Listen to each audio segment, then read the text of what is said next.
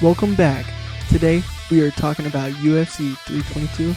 I'm your host, Joseph Runyon, and this is Fight Night, your favorite MMA podcast that tells you exactly how it is. Alright, fight fans, let's dive in because UFC 322 was not just another event, it was a historic moment in the MMA. Islam, the former lightweight king, stepped up to welterweight to challenge Jack, one of the cleanest technical strikers in the UFC. The division for the 170-pound title is owned by him. A massive step up, high risk, high stakes, legacy is on the line.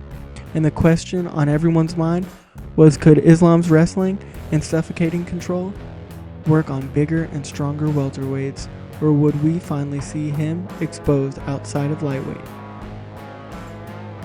Spoiler, he didn't just hold his own, he dominated, winning by unanimous decision.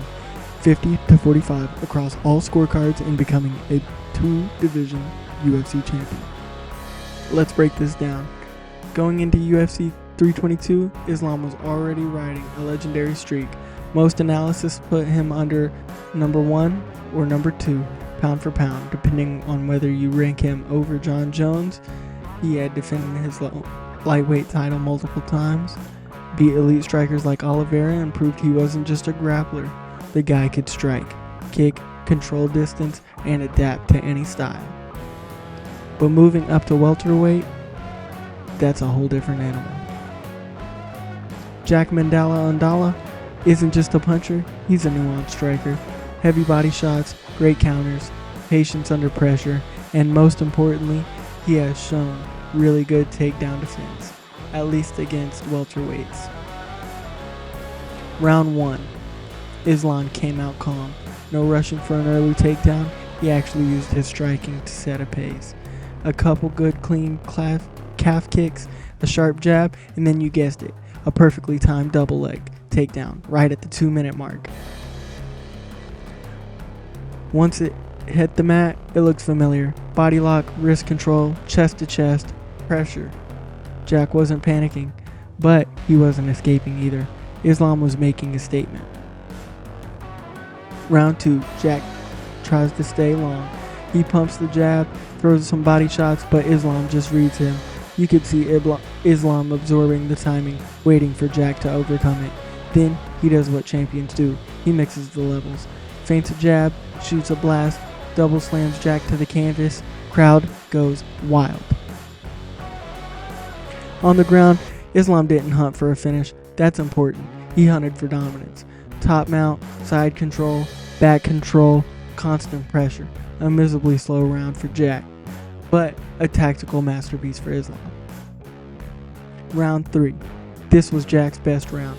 He stuffed an early takedown, landed a clean left hook that woke everybody up for a second.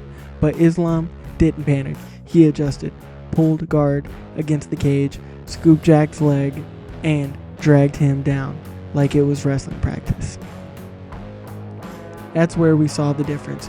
Jack could defend one position, but Islam, he changes positions, he flows, and an MMA position changes, beat position defenses every single time.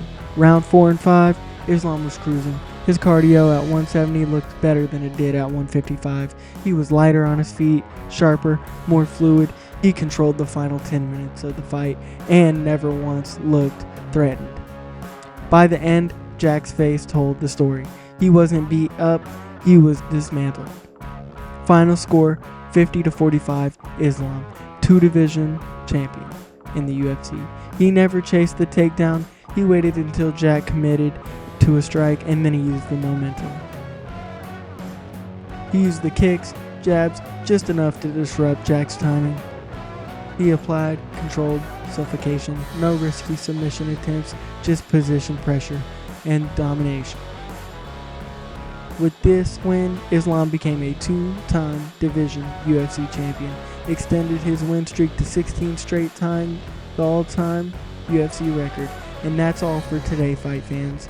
You've been listening to Fight Night with your host, Joseph Runyon, the MMA podcast that tells you exactly how it is. If you enjoyed the breakdown, hit follow, drop a rating, and before we sign off, a huge thanks to APM Music for the tracks.